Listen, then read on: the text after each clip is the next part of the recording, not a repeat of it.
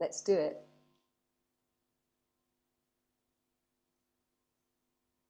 All right, and welcome, welcome, welcome to the Women's Empowered Network. I am so excited to have Bridget with us today. I can't wait for her to share her story with you. We were just having a wonderful chat before this started, and I'll just let Bridget introduce herself and tell us about her story and journey and how it brought her to what she's doing today. I love it. Welcome, Bridget. Thank you so much. It's really lovely to be here, and thank you so much for inviting me. So it's a long story, hey, I'm not that young. So a long backstory. I don't know if we've got time for the whole story, but I know that it's a women's empowerment network, which is something I'm very, very passionate about. Just to give you a little bit of a background, I'm the only daughter in my family. I had four brothers, so I always felt like the odd one out, that I didn't belong, that I was, that I had to try and fit in with the boys. And it's taken me a long time, decades probably, to actually completely and fully embrace the incredible uniqueness and the power of a woman, and just how amazing women are. And that's part of that journey, was that I trained as a psychotherapist and hypnotherapist and a healer, and I had these kind of two roads that were always running in parallel, and one was the professional sort of therapist side, and the other was the kind of completely spiritual side. And at some point, and those two journeys together was what enabled me to heal deep inner childhood wounding, and really step into who I really am, to be authentic, which I think is probably a brilliant journey for all of us. So that's my passion, is transformation. So I wound up eventually, I got married and had kids and all that thing. And then I retrained as a therapist, and as I said, I was working in London's Harley Street. And at the same time had this parallel journey of spirituality, and eventually those two journeys came together and they started to weave together, and that started to get exciting. I went through, as I was telling you, Ginny, just before we jumped on, I went through a really acrimonious divorce in 2009. I never wanted it to be that way. It's just that it takes two to tango, and that's the way it was, and there was nothing I could really do about it. But it completely traumatized me, actually. It was exhausting, and I became burnt out, completely burnt out, trying to look after, as a single parent now, because my ex didn't take any responsibility for them. So as a single parent, trying to run my own business, work in London's Harley Street as a top therapist, look after my kids, put food on the table, look after myself, trying to carve out time for myself. I'm sure many, many women have a similar story, because we're jugglers, aren't we? We've always got these plates spinning, and we might not always be great at multitasking. I'm not, I like to single task, but we've always got something. We're nurturers. We're looking after something. We're husbanding something. We're looking after the house and the home and the business, and it's everybody. And so giving, giving, giving, I became totally depleted. And then by a sort of series of magical things, and they really were magical. At the same time, I was working with these spiritual groups, and I was teaching quite a lot of spiritual things. And I used to have a light workers meeting on a Friday at the end of the month, every month, and people would come to my house. And then when I moved out that house and I was in a flat, people would come to the flat. And I used to get to know lots of different people and everything that was kind of going on in the spiritual world. And one of those friends, who was very, very intuitive, persuaded me, against my better judgment, I have to say, to go to a thing in central London on a Wednesday evening, which was my only evening off. I go there, and sort of long story short, I wind up on this course. Now, I had no intention of going on any course. I was a course junkie. I'd been on so many courses, and I'd said, no, I'm not doing any more courses. I just want to, live my life now. I don't have time. I don't have the resources. I don't have the energy. But anyway, I knew intuitively I had to go on this course. And it was a 9-month training. Wow. To work with your intuition. And I'm somebody who likes to test things to the max. I wasn't going to just, buy it and go, oh, and I also dive in. I chose to dive in as deeply as possible and have the courage to work with it, which I think is probably also a feminine trait, that we have the courage to face things. We don't hide from things. We don't run from things. So it felt suicidal at the time. I didn't have the time. I didn't have the energy, but I went and did this course. And I unfolded over the course of 9 months that really I needed to quit my job. You know, I'd spent all this time getting to the top of my career and it was going, quit your job. And I had a waiting list and a client base and no, quit your job, which was terrifying. And not only that, but, you know, my kids were going to university. My daughter was going to drama school. She was 20. My son was 18. He was going to university.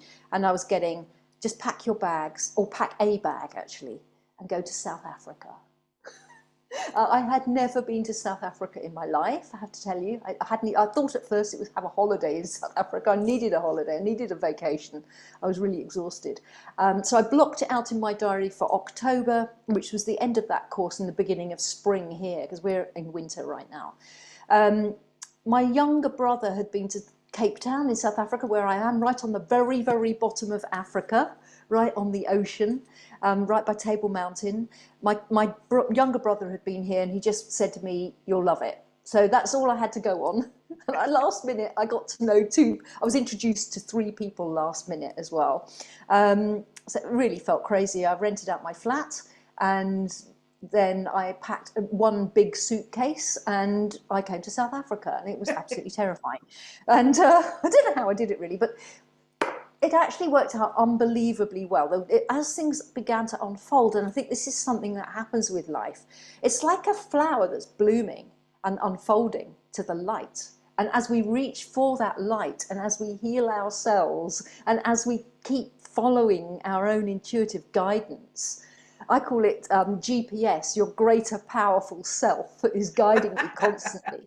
Step by step. And as you listen to that, learn to listen to it and learn to have that courage to feel the fear and do it anyway, life begins to unfold. And what unfolded was that was many, many reasons why I had to be here at the bottom of Africa in the Cape.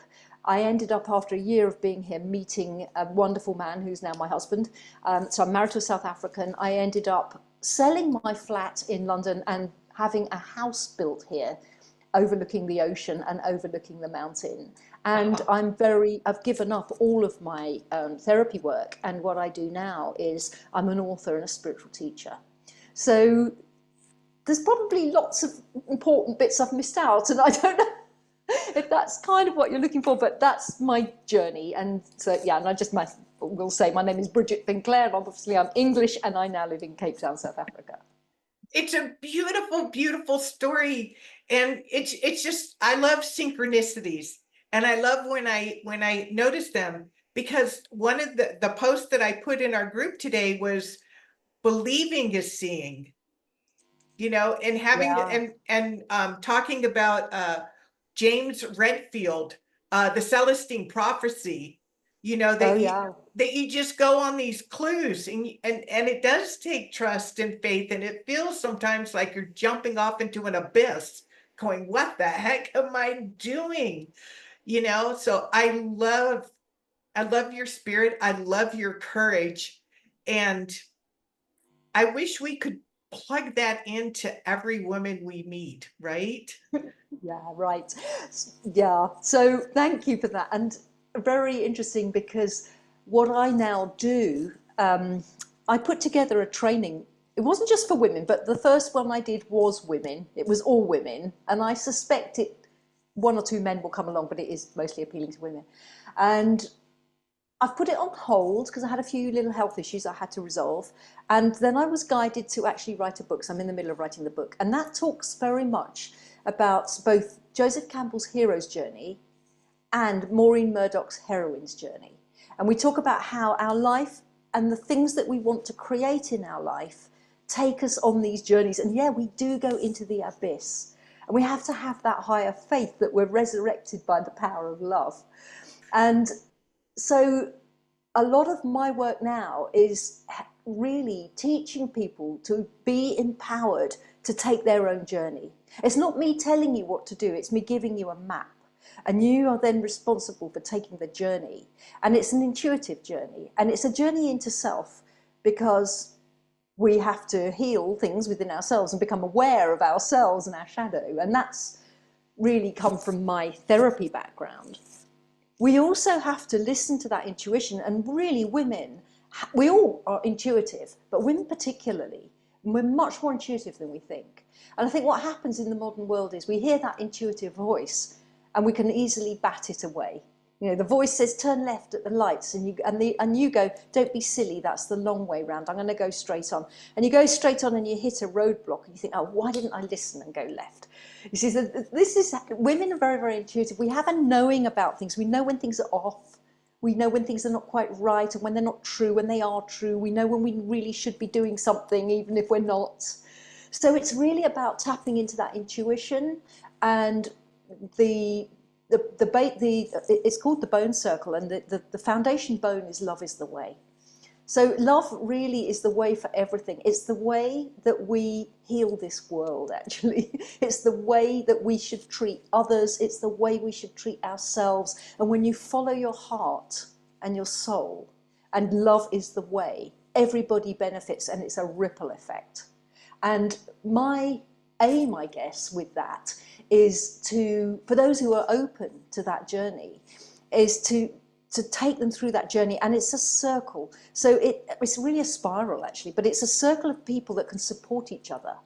Because I believe that when we're connected, when we support each other, we're strong. So together we're strong, and together we rise. And I also believe we're going through this paradigm shift right now. I don't know where I got onto this. You didn't ask me this question, but it's just coming intuitively, so I'm going to go with it. That's okay. Stop me if you need to. So I feel like we're going through, the end times, but people don't speak of the new beginning, because nothing really ends. There's a new beginning. So we've got to create that. Hey, how do we create that? What do we want in this future world, in this new earth that is coming? And that's a co-creation. That's a co-creation with the divine, because there's a divine timing to this, and we're being helped all the time by what I would like to call upstairs. But we've got to play our part as well down here. We're the foot soldiers.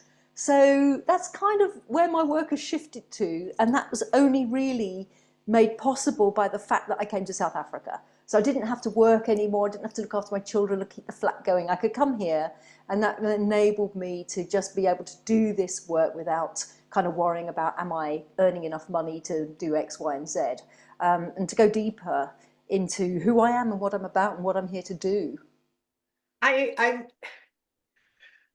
My heart is about ready to burst. I'm so excited that you're here, and I resonate 1,000% with everything you're saying. And I've been talking a lot recently about creating a rippling effect, where we help each other be our potential and what we need to do, so that they can help other women be their potential, and that it ripples outward. And so it's like divinely guided, just keep showing up, Absolutely. And Ginny, I have to tell you, like, we arranged this a while back, didn't we? And I had to cancel for one thing. There was something urgent came up, and then I said, no, I'll reschedule. And then I was sick, and I had a migraine, and I knew I couldn't just sort of be here. I'd be, oh okay, Ginny. And I thought, no, that's not going to be good. Let's wait until the day I'm okay. And I kind of knew it was going to be third time lucky. And I didn't have much time today, but I thought I must just look at your profile on Facebook, and also just look at the page. And when I looked at it, I was thinking, oh yeah, we're singing from the same song sheet. It was just like so much resonance there, and I just got really excited then about talking to you this evening, because I thought, oh no, look, we're singing on the same song. I believe there are people, we're like points of light across the globe, and we're all holding this space, and together we're weaving this new way of being, but we need each other. We can't do it alone. That's so true. And so many times, when you were talking about being a single mother and wearing all these different hats, it's so easy to fall into being like a solopreneur and like feeling like you're holding the whole world on your shoulder, and you got to balance all these plates. I was a single mother as well. And you look back, sometimes I look back and I'm like, how the heck did I do all that? But we're very powerful, way beyond our awareness, or way beyond anybody really wants us to know. So yeah, this is an ideal time. I'm very excited about what's happening. My perspective or belief system is, whenever I have a major breakdown, a major breakthrough is coming. So I actually embrace them. And my goal is to just go through them with as much grace as possible. So on a bigger scale, when there's this major breakdown going on in the world, it's not a reason to be in fear. It's a reason to be excited and celebrate, because a big shift is coming collectively, because we're coming together and we're not it's kind of like a house divided upon itself shall fall. We're not doing that anymore. We're coming together collectively, and it's so exciting. Oh my gosh. I tell you, that really makes my heart sing, because that's exactly how I am. A lot of people are kind of spiraling down into depression because of what's happening in the world with wars and all the rest, and corruption and the pharmaceuticals. And I just think, bring it on, because we're just preparing for the return of the Christ. So, and all of the hosts of the heavens are coming. So for me, I feel that we probably queued up, although we might not realize that, we probably, before being born, incarnating, queued up to come at this time, because we are living through, I believe, one of the most exciting times that we could possibly live through. And we are being helped constantly. And I think that's why stuff's coming up. The energies are very strong and the light is coming in. And as that light comes in, it delves down and it brings up that stuff, that you've buried. And it can be a bit overwhelming. It can be a bit of a roller coaster. But like you, I just kind of try and grab the bull by the horns and move through it and tell myself, this too will pass, this too shall pass, because as you said, there's always that silver lining to every cloud that comes. I love that Chinese thing that they said, that in any crisis there's an opportunity. It's something to do with the characters of Chinese, that in every crisis it's actually in the word, and that's true. And it's just being able to see that, and also I think understanding that we've got higher guidance that's looking after us, that's guiding us, that's helping us. And we've got to kind of prepare ourselves, I guess, for what's to come. And that preparation is all these things that are coming up to be seen, to be recognized, and then to be let go of, to be processed, to let go of. Because as we do that, more light comes in. So it can be a bit choppy, but we've got to just hold our nerve, I think, and hold the vision for what's coming. And then that makes it a little bit easier, like going through the dips and the troughs and things. So, I agree but I'm with you with you. so much. I mean, I go by Reverend Coach Ginny, but really, Reverend for me is that I revere, honor, and respect my higher self. And I think as each one of us do that, that's where our strength is. And that's what's going to help us honor who and what we are, and our higher self and our message of what we're to do, and see the noise outside as smoke and mirrors, so that it doesn't deter us. And by joining together, it strengthens each our own resolve to do so, knowing that we have each other's back. So Yeah, totally, I'm with you there. Yeah, right. and the smoke and mirrors that's playing out right now, it is, and we're seeing through it, aren't we? And I feel as though we've got to float above it and watch all that chaos playing out down there. And we send our love to those places, and we send our prayers to those places, and we ask for peace in those places. But we can't get embroiled. And I think that we've got to move beyond this duality of left or right, the left-wing politics or the right-wing politics, or this person or that person. We've got to go beyond that, and we've got to rise above that and just see that this is just playing out. It's like Shakespeare says, isn't it? All the players, like, I can't remember the whole quote. People, all the world's a stage, and all the people just playing their part. And that's what I'm seeing now in this space, that we can hold this higher space, support one another as we move forward. And we don't always know exactly what's ahead. We're kind of groping in the dark a little bit, but we just have to go by instinct and intuition and help egg each other, cheer each other on and help each other on. And then all this other stuff's playing out down there. So we're not really kind of siding with anybody. We're just kind of rising above it and watching it and being a little bit detached and mindful. Doesn't mean we don't care, we're not compassionate, because I think sometimes we can hear stories that are heartbreaking. And that's also part of what it is to be a woman, isn't it? That we have emotions and that we express them. And that's important as well. Doesn't mean it's all plain sailing and rainbows and unicorns, but it just means that there's a higher reason and purpose for what we're doing. That's my view anyway. I love it. I absolutely love it. And I could tell we could talk all day easily. So, Oh yeah, totally. oh yeah, we could go down so many rabbit holes and I'm bring good at light rabbit to them. holes.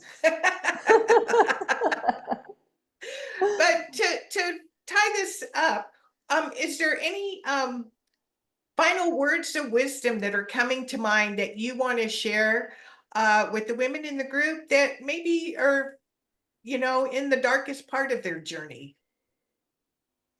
Ah, interesting. Well, we talked about the abyss, didn't we? And in the Joseph Campbell's hero's journey, and also in Maureen Murdoch's heroine's journey, there's a point where you go into the abyss, where you are in the darkness and you're confused and you're thinking, I've made mistakes and I'm on the wrong path, or I don't know why I'm doing this, or it all seems pointless and hopeless. It's all falling apart. But always remember that the old thing has to fall apart before the new thing can come in. I love this a thing called cymatics, and it's what it is cymatics is a physics thing, and it's they put a sand on a board and then they put it under a speaker and they play a frequency and it creates a beautiful geometry. And then when they change that frequency, it just goes to mush, it just goes to sand, the whole geometry is broken down, it looks like chaos. And when it gets to the next frequency, it creates an even more complex geometry. And I love that as a metaphor for where we're at. So we're in the dark, we're just in that middle phase between the two frequencies, and it's going to ping back out into a beautiful geometry. So don't lose hope. I think if you're in the darkness, there's always a light somewhere, and you look for that light and follow that light and know that you will be resurrected out of that dark space. You're not stuck in there forever. This too shall pass, and you will come out the other side. And I think when it's disorienting when you're in the darkness, because it can be disorienting and you don't know who you are or what you want, or it can be sticky. And that's the time to kind of go within and say, okay, what's important to me? One of the things I teach in the Bone Circle is to just ask yourself, what would I love? Because we're always serving other people. And often we do things to please other people, what we ought to do or what we should do. But when you do what you love, you start to follow that path of love is the way. It seems selfish at first to a lot of women, but it isn't, because of that ripple effect. And often what we love is serving others anyway. So just if you're in a dark space, remember it will pass, look for the light, and spend time to go within and really honestly ask yourself, what is it I would love? Even what would I love right now? Do you know what? I'd just love to have a cup of coffee or something. What would I love? What would you really love? Not what you think you might. What would you really love? Would you just love to go for a walk right now? Would you just like to put your toes in the ocean? Would you just like to go to the waterfall? Would you just love to see a friend? Or would you love to just get down and start writing that book or starting that business or whatever it is? Most people have a dream that they put on hold because they don't think it's possible to create it. And actually, when you're in the darkness, that's the place to resurrect the dream and go, okay, instead of saying I can't do this, how could I possibly do it? What step can I take towards this? What things would I love? And what would I love could be a small thing or it could be a big thing. What I really would love to do is run my own business. I'm fed up with my boss or whatever it is. Okay, start, get the vision and follow the vision. Because when you're doing what you love, the setbacks are just there to strengthen you and teach you and bring you wisdom. When you're not doing what you love, the setbacks are horrible. They kind of, knock you down. So it's about getting on that path of finding what you love, because that's really the path of transformation that brings us into alignment with the higher self, that brings us into alignment with who we are and what we're here to do and what we love doing. Because a lot of people spend a lot of time doing, I don't know what my mission and purpose is. Well, your mission and purpose is something that you love, that you absolutely love and that you're great at. And if I said to you, you're going to do this for the rest of life, you'd go, oh, wow, really? That's the thing that you've got to go for. Yeah, and usually it's that thing you're willing to do, whether you get paid for it or not. Absolutely. Absolutely. It's the thing that you actually just love doing it, even when it's tricky and difficult and challenging. You still love it so much you stick with it. Yeah. Yeah, I resonate that. Bridget, it's been such an honor to have you here with us today. I'm so excited to have been able to share you with our group. And if you want to get in touch with Bridget and find out what she has coming up, we will make sure to put all that information above this interview. And Bridget, again, thank you so much for being here. Ginny, thank you. It's been an absolute fabulous time and an absolute pleasure to be here, and so much resonance. I've so enjoyed it. Thank you, and bless you, everybody.